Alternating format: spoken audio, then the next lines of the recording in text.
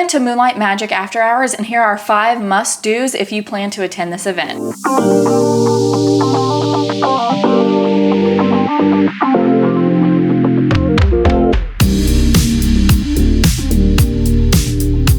Hey everyone, welcome back. It's Alex, and recently we went to the Moonlight Magic After Hours event at Hollywood Studios. Before we went to this event, I was doing what most people do and searching like Moonlight Magic After Hours event, Disney World, Hollywood Studios, trying to figure out exactly what the event was and what we were getting ourselves into. And there wasn't a ton of information that I feel like was super helpful, at least the way that I learned. So I wanted to create a really easy video that just had 5 must-dos if you plan to attend this event. Now, before we get into those 5 things, let's briefly talk about what this event even is, if you've never heard of it. So it's called Moonlight Magic, and it's an after-hours event for Disney Vacation Club members, so DVC. I'll use that acronym probably a decent amount during this video. We are not DVC members, so if you are a DVC member, you've probably heard of the After Hours event. It was something that wasn't necessarily on our radar, but we got invited by somebody who is a DVC member, and so we thought, why not? That sounds like fun. So what is offered at this event might change depending on when you go, like the park might be different, but from what I've seen, the overall options that are available are pretty across the board, at least at this point. So some of the things that you're going to get at this event, it is after hours, so the park is going to be less crowded than it would be on a normal day because there's less people there. There's typically going to be some type of specialty like character meet and greets or things like that. And then there's also, it's not necessarily different, but there's usually another showing of whatever the nighttime spectacular is at that particular park. And then there's also going to be free treats available at this event as well. So let's get into those 5 must-do items if you plan to attend this event. Number 1 is use your snack credits. So typically you're going to get 3 snack credits per person. So there are specific locations that you can use them at. It's not every single, it's not just like any snack in the park. There are particular spots and there are particular snacks. What is nice is there are little plaques or little signs in each of these locations that tells you exactly what you can use those snack vouchers for. What we saw at Hollywood Studios is they were typically for something sweet that was on the menu, whether it was a cookie or an ice cream, something of that nature, or like a French fry or a popcorn, and then any type of water or bottled soda, things like that. So that's typically what we were seeing. So don't take this at you're gonna get a full meal out of this. You would probably want to eat dinner before the event or go somewhere in the park and get an actual meal. These are just gonna be extras, like your dessert or late night snacks that you wanna have. Number 2, go to the entertainment that they're offering. At our particular event, Hollywood Studios, they offered another showing of Fantasmic, which is their version of the nighttime spectacular over at Hollywood Studios. Because this is an after hours event with less people, the crowd levels for Fantasmic were really, really low. We had no problem getting a seat right in the middle with plenty of room to spread out, and that was really lovely. Another part of this are specialty characters. We didn't really partake in this, but the friend of ours that was with us, he did go and spend some time doing that.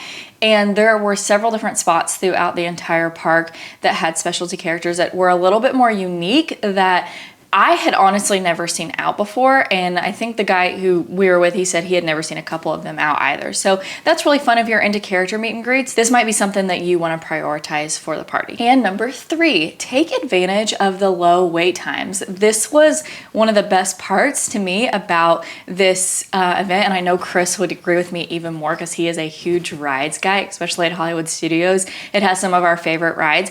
I was not feeling super awesome that night, so I didn't really want to go ride a bunch of rides, but he and our friend that we were with, they were like, let's go. So they took off and rode Rock and Roller Coaster. Tower of Terror was a walk on, and then we did Slinky Dog together, and it only was a 20 or even less, 15-20 minute wait, which if y'all know Slinky Dog, you know that it is never low.